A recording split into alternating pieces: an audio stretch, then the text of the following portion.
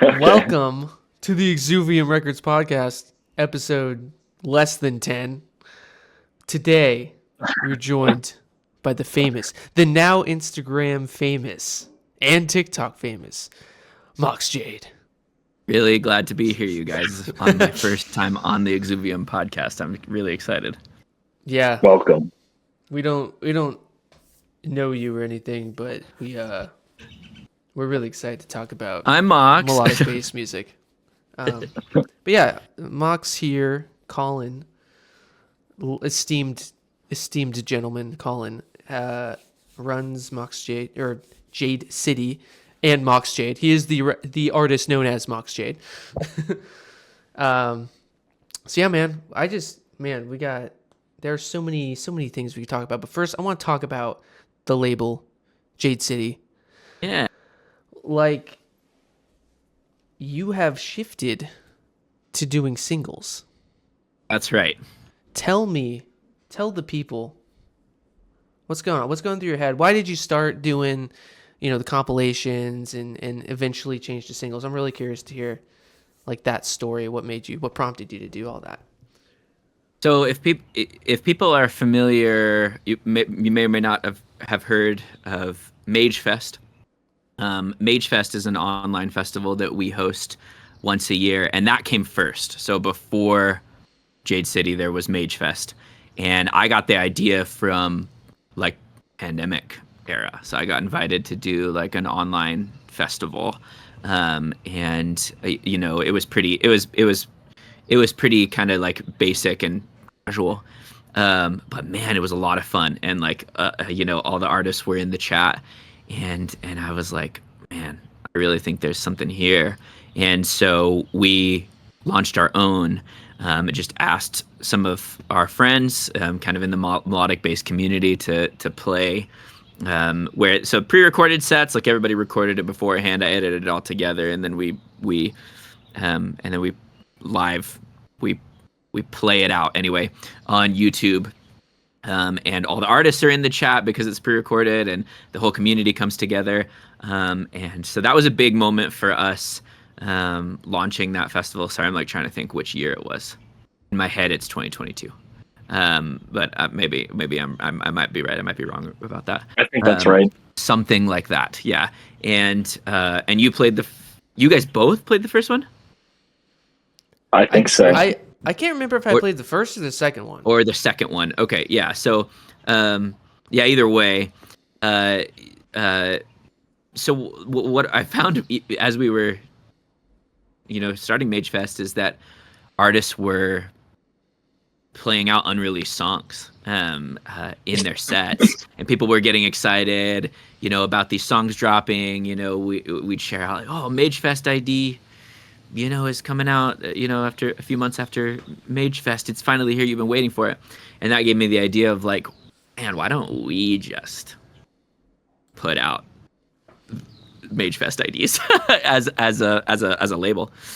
And also the Discord existed before the label existed as well. So there was already a Discord called Jade City, which is just like, kind of branded as the city of mages, because that's always been my thing, is mages, wizards, and so we just that year, at which I think, gosh, I'm thinking it was the second year of Mage Fest, but it could have been the third. I guess I need to check my own history for this. But all right, come on, Mox Jade, historian. I'm supposed to be the EDM historian. I don't even know the dates of my own label. So, but we surprised everyone. You know what? Sorry, that was 2024. So Mage Fest 2024. I think we launched Jade City, and so it was sort of really tied to Mage Fest for a long time. And so what we would do is we would put out a compilation the Friday after Mage Fest. So I'd invite artists to play. They would premiere these songs, and then we would release them the week after, all on a big compilation album, which was cool. It was like a big kind of community event, and we'd get people together in a voice chat and hear the album together the night before it came out and all this. And it was awesome. And so we continued then to release a comp every 6 months after that. And then there were 3 volumes of 6 songs that we released that way. One of them was in between Mage Fest, so we kind of did our own kind of like mini event to kind of promote the songs and all that. But really, kind of from where we started, like from the very beginning, like people were asking for singles. They were like, "Hey, we really want. Could we have more? More regularly." There's some things that were kind of prohibitive to me about that. Actually, the main one was, well, 1, the administrative work required. 2, commissioning human art which has been a priority for us from the beginning. So my brother-in-law Johnny does all the art for Mox Jade. He also does all the for the spell books, which is what we call the compilations. And I was just like, I can't afford to do a different single art I just can't. I don't have the money. I would love to spend that kind of money. And I'm sure Johnny would love that too. But kind of was, chewing on this idea for a long time. And then at one point happened upon this realization that when Monster Cat first started, they were releasing singles. And then they would compile them all together on a comp at the end. And so they would use the same art for each comp, but they were releasing them one of a time as singles, which seems like kind of an obvious idea now. But for me, the idea never occurred to me. And it's really awesome because it allows so basically at the start of this year, 2026, in January, we started releasing a song a month on the first Friday of every month, building towards a comp, which the comp is sort of incidental, right? Like whether or not people will listen to it all together as a spellbook volume 4 is neither here nor there. We just have one artwork for the year, and then we're releasing a song every month for the first Friday of every month. We've been putting out some really cool stuff that I'm really proud of. And so that was, long answer to a short question. That's kind of the journey from Mage Fest the context to is sick. Mage Fest to singles now. It formed naturally, of like, okay, let's do this fun festival thing. We can have artists from all over the world. It doesn't have to be confined to a local, area because it's online. And then it goes to naturally, people are putting out unreleased songs or playing unreleased songs, and then there's a compilation that forms from that. It's a very organic kind of community and artist first path, and I really dig that. That's super cool, and not a story that you hear. I think that's the magic of kind of independent small labels, which I think are the future, because we all see how the landscape is changing dramatically, and the big labels don't really deliver the value that they once did, especially with social media being honestly more helpful for artists than record labels at this point.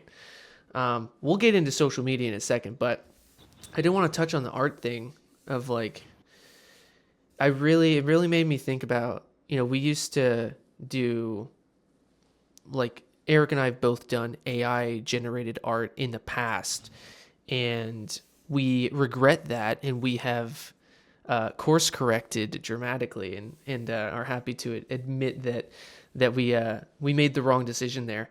And it just got me thinking, I totally empathize. On the one hand, it's complex of artists making tunes in their bedroom or their basement don't have the money to go and pay a human artist, especially if they're putting out, which is usually hundreds of dollars, right. And that on the low end, minimum, on the low end, $125 is probably the lowest I've received a quote, and that's a deal. That's a deal. Yeah. Right. And then recently I got some of the higher end stuff, which was in the 300s per piece. And that's because Out of the Grave performed well.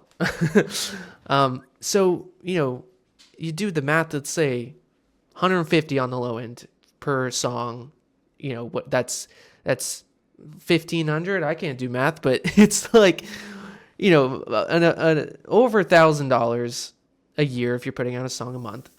Yeah. And that's a real challenge when artists have to, you know, buy Ableton, which is $800 just to get started, right? So And they're not you know, making money from the Yeah. right, My- like the music, Yeah, the music's it's- not reliably making back that money. Exactly. Like when So you're it's a passion thing for sure, right? Like established- for most people, you know. So I guess what I would do for any artist watching, I would urge you to pick up a skill or just bite the bullet, view it as a non-negotiable cost. You know, like it's worth it to you know, look at it like your art. You know, if you make music and someone wants to hire you to do that, and then they're like, actually, I'm going to go use AI. That's essentially what the predicament that you're putting on a visual artist. So 100%. you Yeah. know, it's like it's the easy way out, but it is the path to destruction, if you will. I don't think it's sustainable, and I don't think it's morally, you know, correct. So that's just my 2 cents Yeah. there. I think it's like ethically. Yes. It's Anyway, ethically necessary. technically. Yeah. It's ethically necessary to do that because of what you're saying, where like by using AI, one, you're cutting out an artist that could be, you know, fulfilling their dreams and, you know, being able to sustain a living based off of their art that they're creating. Then two, you're feeding this like AI problem that's like just people are throwing money into, and then now all of a sudden they want to build data centers that are like oh, sorry, this whole town loses power. Yeah. That's that. Oh, sorry, you have brown drinking water. Too bad. I don't Like- think musicians, like I don't think we can complain about AI music and then use AI art Exactly. for our album. You Right. just Yeah. right. So if you want to complain, and we do, right, about just like the AI artists and the fully generated AI music, like then we got to be consistent, right? 100%. Yeah. Yeah. That's what Well- it comes down to, is like it's just hypocritical.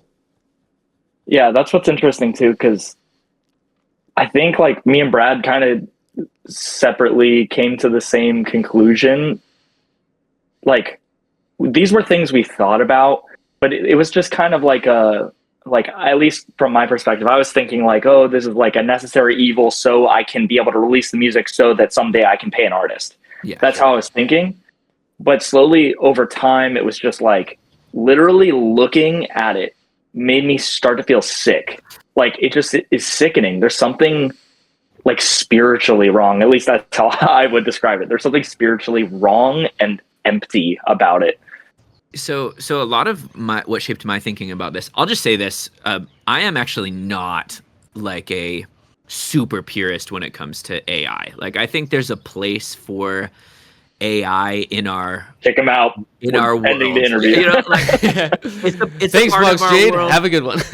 Like I think bye. You know, Yeah, I think, just so you know, like you can unfollow. I use ChatGPT to edit things I write. I use ChatGPT for brainstorming, whatever. Maybe I'm getting canceled for being on this podcast. Maybe I shouldn't. Maybe I should leave. But like I even think that AI could be an interesting creative tool, or could have been an interesting creative tool for artists to seek inspiration, right? To come up with ideas and things like that. But the way that Suno and all of these AI companies rolled everything out, it was like, let's replace artists. You know what I mean? And I think that that's really affected the tenor of how people are seeing, how people are interacting with AI. And I think one thing that changed my view on this, because I did get into using AI art a lot. I never used it for like my own like album arts that we put out on as like whenever I made the art, I'll just say that, or commissioned the art, like it was all like hired out. But I used a lot of AI art for like social media content. I was trying to do like creative stuff with that, whatever, right? Like when I was on TikTok, trying to do TikTok slides or trying to do like these interesting edits. what really changed, similar to what you're talking about, Eric, was like I was pumping out like 30 billion of these, like AI art works, and just realizing over time that I was like, I do not enjoy seeing this. And then furthermore, when I kind of realized that, where I was like, okay, first of all, people don't like AI art. I'm realizing that. I don't like it. Other people don't like it. I should stop using it. I would go to these sites, DeviantArt, ArtStation, places like that, and if you for a lot of those sites, and they may have added certain filters on some of them now to kind of sort it out, but like you couldn't parse through. You couldn't find human art. It was that saturated with just like garbage. And I was like thinking, oh, this could be the future of music, if we kind of allow that to happen. And if I'm a part of this AI art thing, so for me, like, that's like, yeah, I think there's a couple things. One, there's like making sure that humans can get paid. And then there's what you mentioned, Eric, about like the soul of a piece, right? Like whether it's music or art. Why this is an interesting thing about AI that I think is like bringing up questions, like really important questions, for artists, musicians, and artists, all mediums, is why make art? Like, why do we do that? And like, what is art?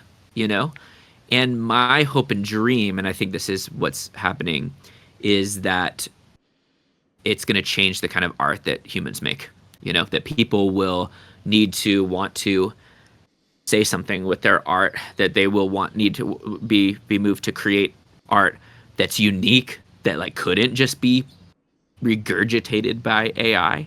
And we kind of saw that with kind of the melodic bass scene, right? We saw like the cookie cutter effect of what became of, let's just say 2022 on, was like everything became like hyper homogenized into just like every song. And it happened like melodic bass, kind of that rocktronic era. Like it got to the point where every song sounded literally the same. That's what AI can do. AI is great at like, let's amalgamate every single song that you've ever heard, and then make ups again, sort of an amalgamation of the same thing. What AI can't do is innovate, at least not yet. Yeah. And so, like inspiring, hopefully, musicians to make innovative art, but also to be people behind the art, right? Like the value now is in the message and the heart and the person, that people want to be associated with. That's a commodity now. And that's always been the true value of art is what you just said. And so I think, yeah, it's going to make that even more that valuable, for lack of a better term. And like people are going to always seek that out, and it can be faked, with AI, but I think it's always going to be missing something.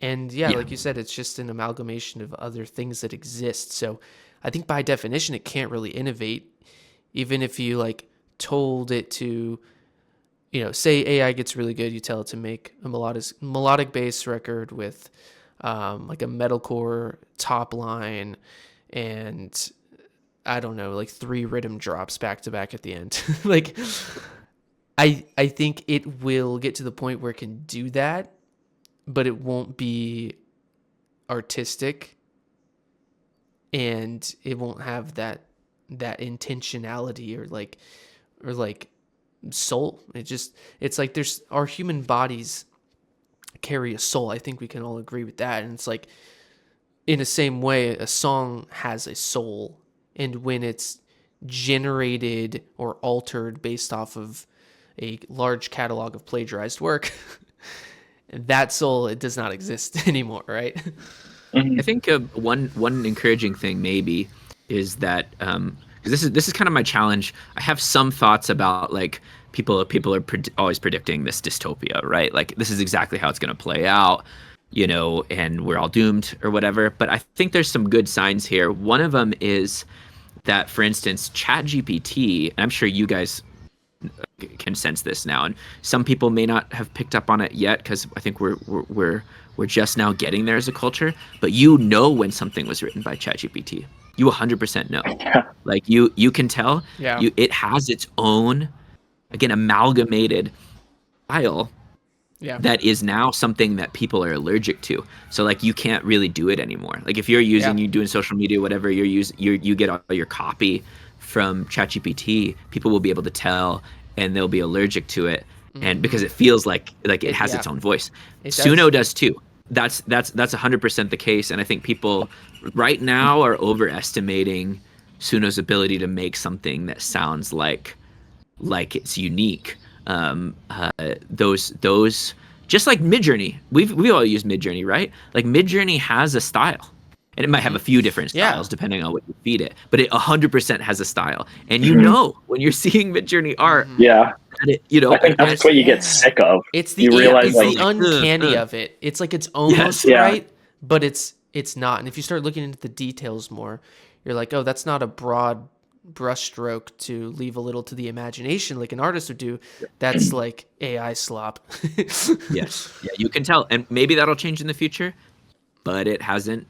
Yeah. Yet, Well, I think it's shooting itself in the foot, ironically, because everything that it takes in is now taking in probably half AI. It's relearning from its own And how would it know the difference? creations, and so it will forever be stuck in this spiral. I don't see a way that it can, like, they would have to do like a hard reset. They would have to like purge the internet of all AI generated art and then reteach it on only human art, which is impossible, for it to lose its own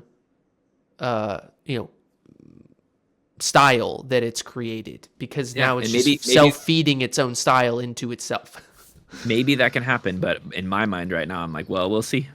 We'll see. I think that's going to happen with music too. They're like, AI music's going to get really, really good, like indistinguishable good, just like art is, visual art, I think. But at that point, it's going to have its own distinct sound. And then because so much of it has been created, it's going to be self-feeding, half human creations, half its distinct sound into some weird hybrid, and eventually just become a baseline of it's already there. Yeah, it's already there. Top, top 100 songs. There's been like 8 of them or more that are AI generated. So it is. Yeah, that's crazy. That said, like one encouraging thing is there's all these statistics going out about like 90% of all, or 95, whatever it is, of all music uploaded to distributors is AI. But there's also statistics saying that the majority of that music never gets listened to. So. It's another thing. How do you promote your AI music? How do you get it to the people to where they care about it or whatever? Like, just if you're just in your basement making some regurgitated nonsense and then put it up on distributors, that does not mean that the Spotify algorithm is going to be like, let's serve this up to everyone. You know what I mean? So we'll see. And there's also hope in again, like, all of this is really beneficial for humans creating real human, like, avant-garde or like forward-thinking stuff, because as AI like self-homogenizes into a bland mixture of slop, like there's so much room for you to create something outside of that, and it needs a reference to do something. If there is no reference for the art because you've created something new, there's no way to steal that or copy it. So I think it's going to like really shove innovation forward in a dramatic that's the task. way. That's the task for artists now, is like, if you're making the same song that we already heard in 2018 for the 30 billionth time, good luck. So let me ask you this. How are you finding artists who are making unique, non-regurgitated garbage for your record? Yeah. I mean, man, I think the answer to that question 100% right now is just like the community. And like you mentioned, like it was community first and then the record label. So most of the songs that we sign, seriously, most of them are not just from people, like random people submitting demos. Like that does happen, but the majority of the time it's like I've interacted with people on Instagram because there is like a community for melodic dubstep, future bass, post melodic bass, whatever music. And so those people who are still making it, I think the nice thing about melodic bass dying, let's say, is that people aren't incentivized it to make it anymore to just be like cool and to try to get like a lot of streams. So the people who are still making it are making, in my mind, like really cool and weird and unique stuff because they just genuinely love. We weeded out the fakers. We read it out. Yes, 100%. Right. It's like if you're just there to be like, oh, this genre's big, and a lot of that is inevitable. You know, once that's over, you just have people who just really like the music, and so Yeah. you know, it's not a huge scene right now. It's not a huge scene, but you know, so a lot of those people I think have kind of come together. I feel like I know a lot of them, you know, of people who are like, you know what, let's persist making pretty dubstep music, Yeah. you know, and so yeah, a lot of people in the community, people we've been connected through MageFest, whatever. We have signed and do sign demos, that have just come to us like online, but by and large, people who are passionate about the scene will already be in the scene. So. Yeah, community. You know, I think it's the music is still alive, and if you're making it right now, you're making it because you love it. You know? Yeah, So, no, that's true. It kind of like weeded out all the trend chasers, and I think that's kind of a good thing because like all that's left are the biggest fans of the genre who should be the ones making it, and like now they're going to innovate on it because we've heard the same record for the last 5 years over and over again. So I think that it's kind of it's creating, kind of like the post melodic bass era, and it's like all really, you know, people who have been doing it for years too. So they're all like good producers at this point. You know, anyone still around is like kind of a legend. And I gotta say, like, I think community is your answer there, and that is like the strongest. I think you were the strongest community builder of like any electronic artist that I've seen. wow. Like, yeah, Definitely, for it's not even anybody close. who like wants to see the fundamentals of like how to be a community first musician, entertainer, anything really, like go look at Colin's stuff, because dude, that's from like day one. When I first like saw you, I noticed that. This like in 2019 or whatever. You know, I'm like, oh, this guy is building a community. It's so much more than just new song out, like go listen, right? It's always pulling in people to do something together, which is like really what EDM was founded around, right? Yeah. Like the Plur, like back peak EDM 2012 to 2015, right? Like it was all about community and peace, love, unity, respect, all that. And so yeah, like giving people a place to have a community in the scene is really powerful, I think. And there's something when people love the same type of music, there's definitely a thread in their spirit, you know? It's a new era because I had, when I started making EDM, not only did I not have any producer friends here in Denver, I didn't have any friends who listened to electronic music at all. So no one. And so I got on Instagram because of like watching a YouTube video that was like, let's do the Instagram challenge, you know, back when Instagram was like the app, right? And so I was just posting a lot, you know, probably stuff that you would never get away with posting now or whatever, right? Just like, I made this this cool cyberpunk trailer with stock footage, you know, type stuff. But I was just grinding on Instagram. But that's what got me connected with you guys, both of you, and just group chats and all that. And I have never had like a strong electronic community in person other than the time that you two lived here in Denver. So that's been a unique perspective, and I think in some ways has been good for me in that it's definitely driven me to like create community online in any way that I can, and Bro, yeah. really helpful for me as someone who's in his 30s now. I have a baby now. Old Unk. as the kids say. Oh no.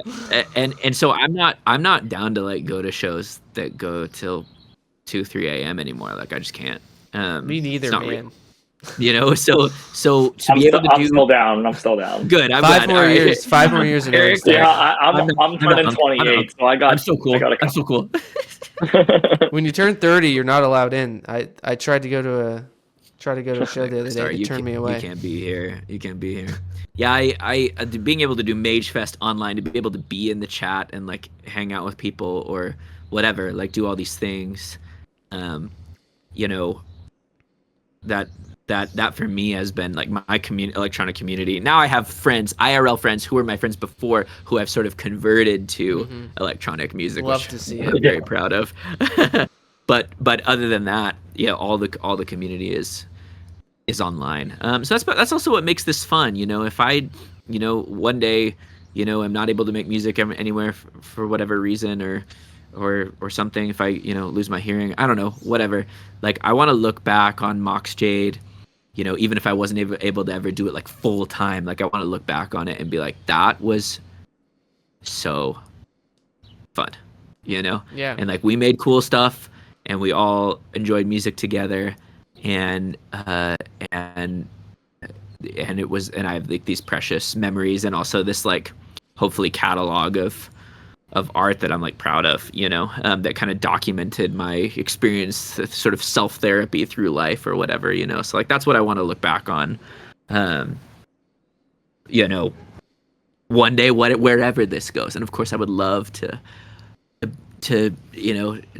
be full time and have Jade City take off as well, and to single-handedly revive the melodic dubstep genre. Those are the dreams, of course. But if none of those things happen, I want it to have been a good time. Yeah. Dude, 100%. I'm right there with you. Like, yeah, I want to tour the world as King of None, but like even if that or anything ever close to that, it never happens. Like at least I had fun and I found fulfillment and joy in creation, and like I could die happy, honestly, without any of that stuff. That would just be icing on the cake, right? It's like the community and the just fun of creating and curating and like it's like delivering your message is all really what it makes it all worth it, I think. Yeah, it's easy to look at get swept up in the dreams of success and what that looks like and like touring the world and stuff. But like, I think every artist goes on this journey. Like at first they start out doing it right. Like they want to express something that's inside or like connect with others. And then eventually, like once you start getting there a little bit, you like take that next step up and then you get like swept up in all like, oh, like my song has 1,000 streams. Like that's crazy. And then how about we get 25,000 streams? And then you get swept up in that and you forget what you were doing it for. And eventually, like, as you do that, you begin to suffer more because you're out of alignment with what your actual purpose is. And then that suffering eventually leads you back into, and same with AI and social media, like the way things are will lead you back into like, oh, I'm doing this because I care about it. Yeah. And like, I want to affect the people around me or that random person that listens to it in a more profound way that like maybe like lightens the load that they're carrying or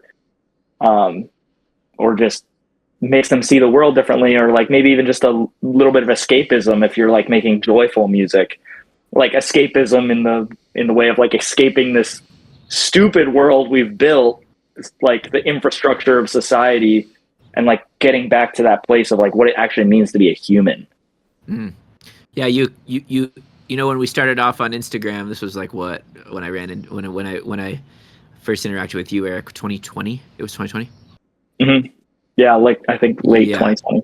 Okay, so you don't get any streams, so you just put it out, and then the Instagram comment means everything because it's like, oh man, my dream is to be a part of this soundtrack of somebody's life, right? Like my whole life is lived on Spotify, right? Like I make a playlist every single month.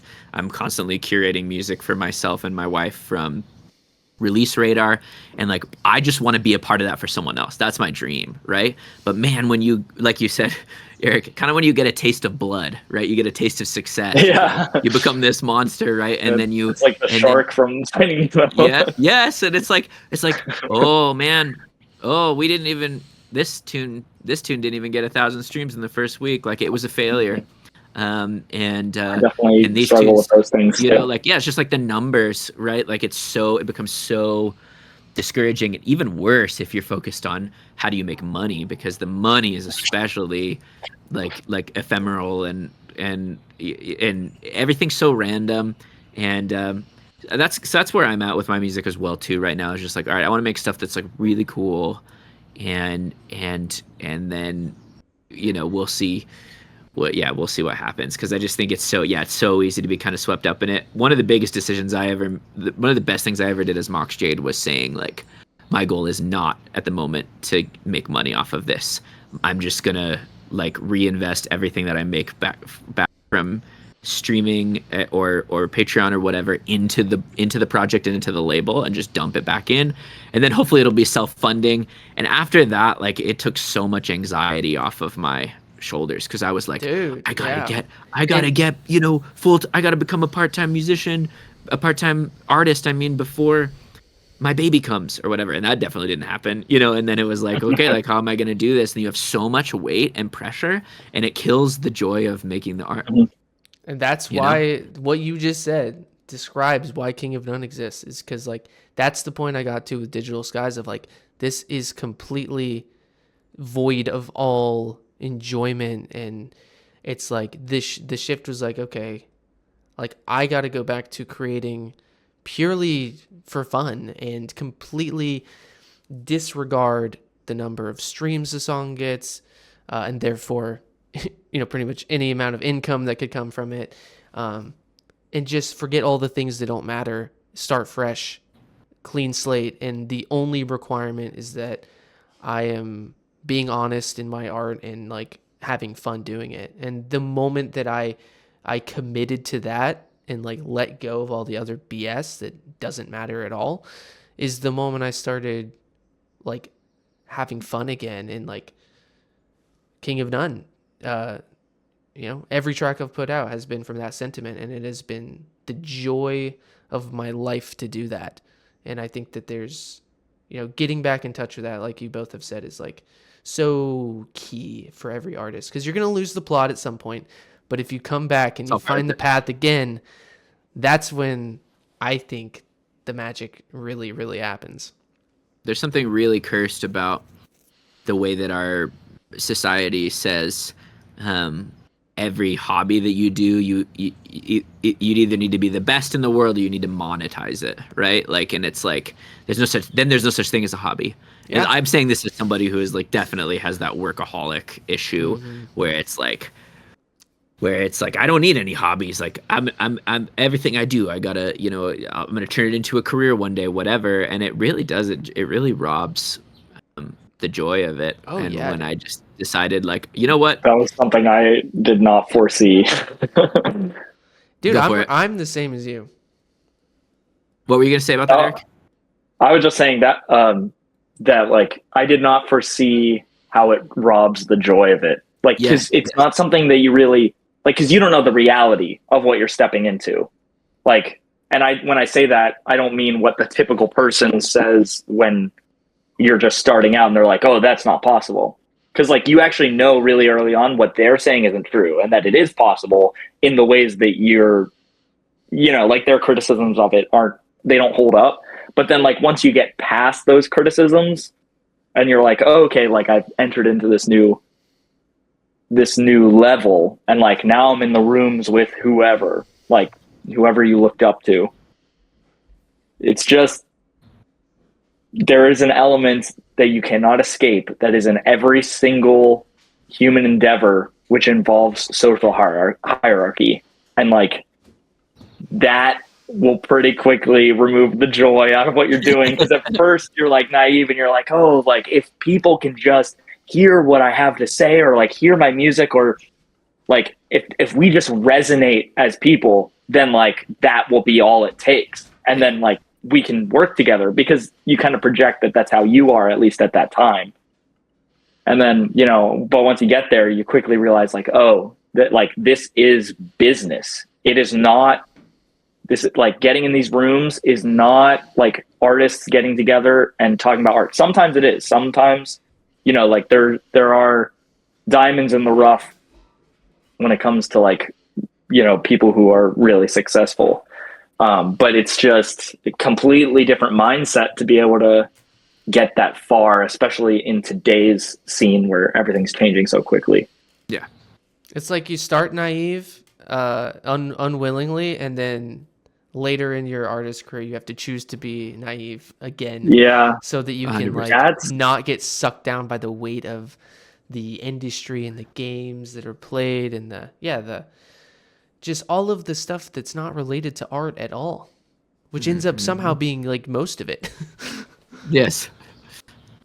Which, yeah, it's just insane. But we're running a little low on time, so I want to talk about social media before we get off, because Colin here has been experiencing some interest, let's say, on the gram and on TikTok, and I'm really curious to just like hear your side of how that happened, because you've been posting on social media for years and years and years, like the rest of us.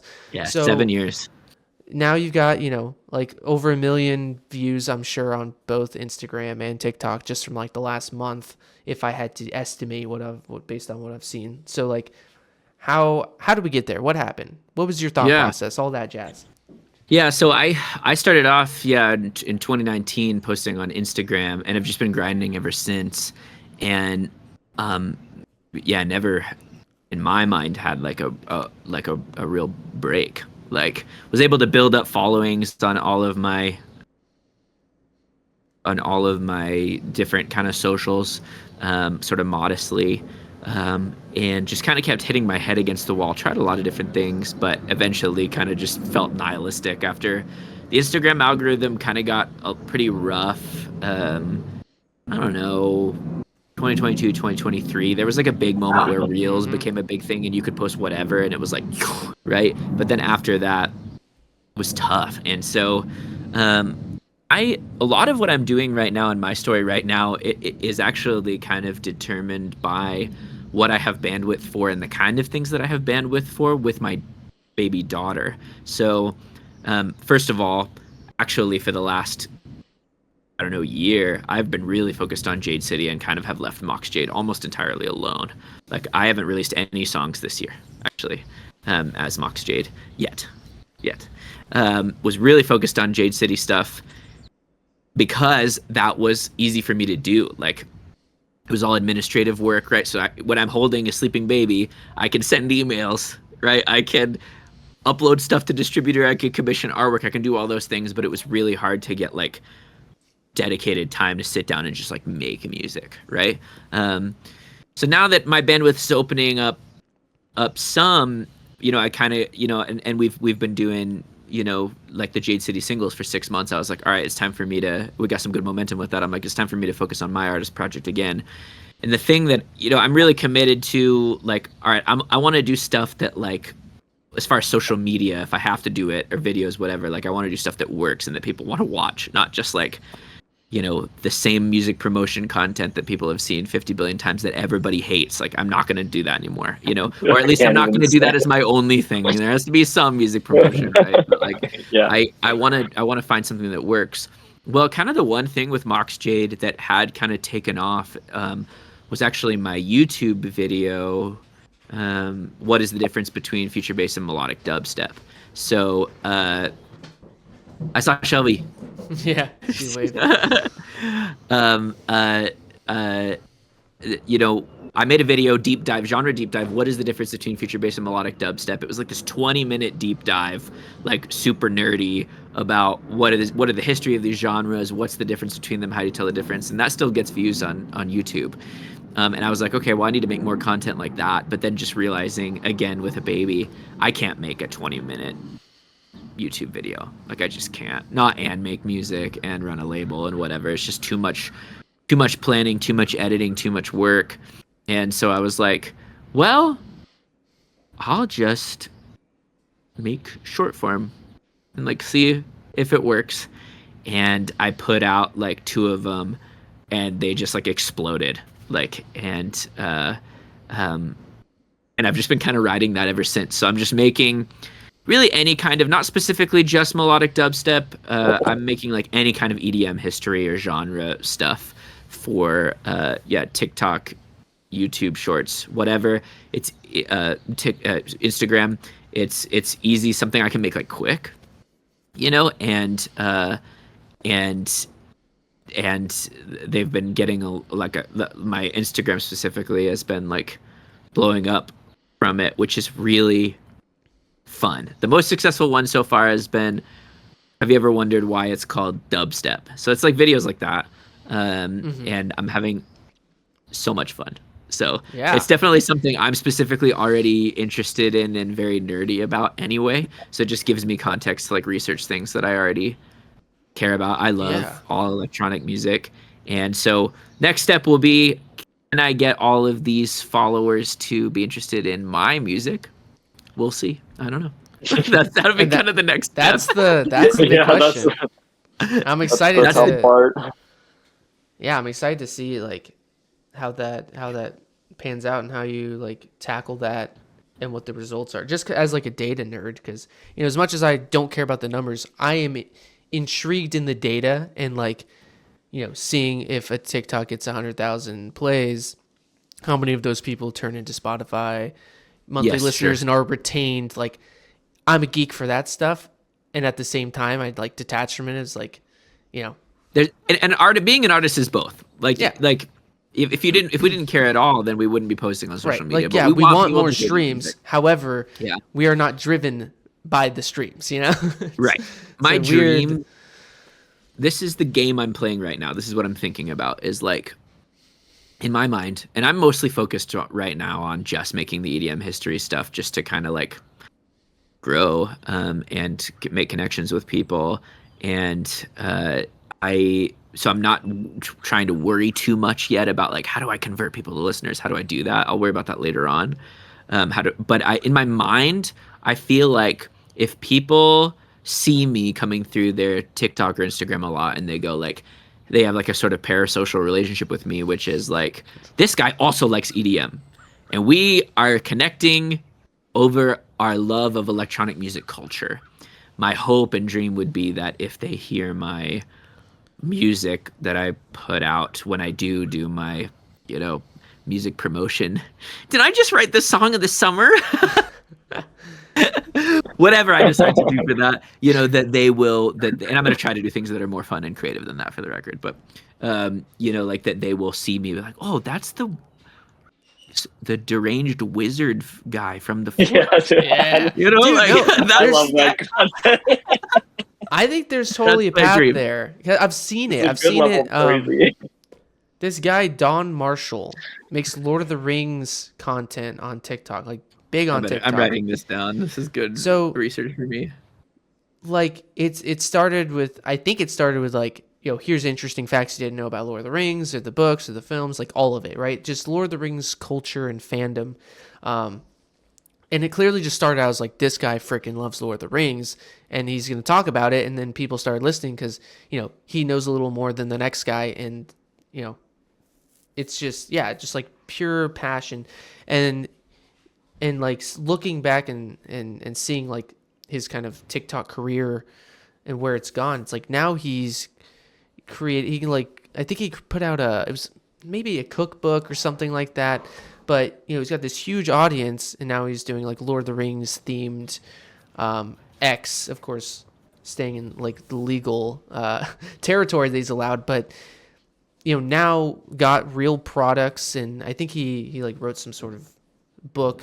I could be totally wrong about the cookbook, but, like, he's putting out products now that are very much in the vein of what his fan base who also loves Lord of the Rings, enjoys. And I think that is kind of like a similar blueprint, if you will, of like, okay, we love EDM history, and now, oh look, I put out EDM music. So I think there's something there for sure. It's not like random, right? I mean, but and it can happen randomly. I mean, Sid and I have watched YouTubers who have put out music, and most of it's like, it's not hitting specifically the niche that we listen to, right? But we've had it where we were watching a reaction YouTuber, and they were like, hey, by the way, I put out a song, and we like really liked it, and we listened to it, right? So it's like, if you can kind of find the intersection, and I'm not naive to that when I'm putting out a broad net of I'm making content for history content for people who like dubstep, people who like hardstyle, people who like Porter Robinson, like that not all of those people are going to be into this specific pretty dubstep thing that I'm doing, right? But some of them will be, right? So kind of finding that intersection of like, all right, I've got this pool of people who like electronic music, clearly that's why they're interacting with my content, and then some of those people hopefully will hear. And we found stuff on Instagram, like that we listen to, from artists that make genres that we don't. I'll just say drum and bass, for example. I'm very open to drum and bass. I like drum and bass, but I'm not so much in those algorithms as I am as far as we listen to a lot more like melodic dubstep, trance, house stuff, just because that's what I know more. But we've like come across like really cool drum and bass stuff, like from cool content creators that we've followed on Instagram. So I know that it's possible. You know what I mean? So I'm not expecting that because I am collecting all these followers on Instagram that's going to immediately translate. But I figure it's the long game. You know what I mean? It can't hurt to have an audience of people who are just seeing my stuff. If Instagram will show my followers stuff, which is another question. Yeah. But this I think is a pretty good strategy for me moving forward. So I'm just going to keep kind of hitting it and then see how long I can run it out. And now I'm working on finishing music, and so hopefully that when I release that music, then that'll be the next experiment. So sorry, go for it. No, I was just saying it's a cool niche. Like, and I think that's part of the magic is like no one's really filling the like electronic music history niche that I'm aware of. So you like found some unexplored territory that obviously directly relates to like the type of music that you make, and I think that's super cool. We are running out of time. We've got 2 minutes, so I'm gonna hit you with the final question, the most important question, and that is, why do you make art? Yeah, this is really.